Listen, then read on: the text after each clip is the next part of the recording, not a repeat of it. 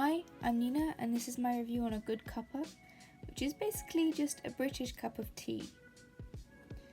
So of course it's quite worldwide known that England do like their tea. However, it's more deeper concept of that, as it's more part of our society, as a cup of tea gives us an excuse to sit down and talk about daily life.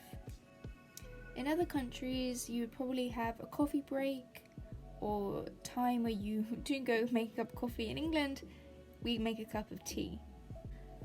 So with stereotypes, the first thing you think of usually in England talking about tea is the afternoon tea set, which actually is more commonly used by tourists than actually people in England. It's usually at very posh restaurants, but you would never find that in a typical English home.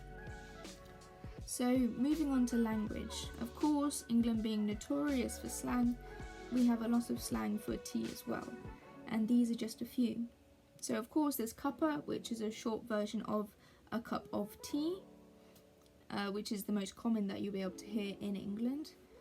Moving on to put the kettle on. So put the kettle on is a phrase inviting someone into your home or inviting a conversation. So you would use it in a phrase as, oh, come in, I'll put the kettle on. So a builder's brew.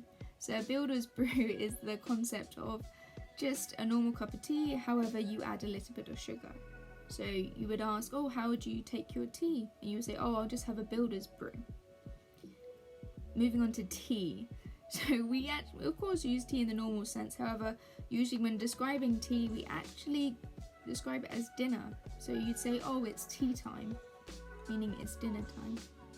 So how do you make a real cuppa? I will show you.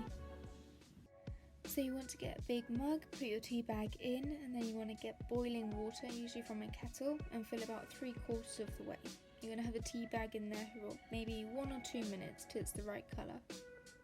Usually it helps by stirring with a spoon, and also it helps a lot to get the tea bag out. So you want to, afterwards you can just put that in the trash. And afterwards you want to get your milk, we usually say put a dollop or a splash of milk in and make sure it's the right colour, and that's it. So there you go, that's a real cuppa. In my opinion, I don't particularly drink a lot of tea. There are a lot of people who do drink a lot, however there are some who don't drink some at all. However, I do highly recommend that you do try it, because it's a nice warm drink to have at the beginning of the day or to end your day off. So that's it. Thank you very much for listening.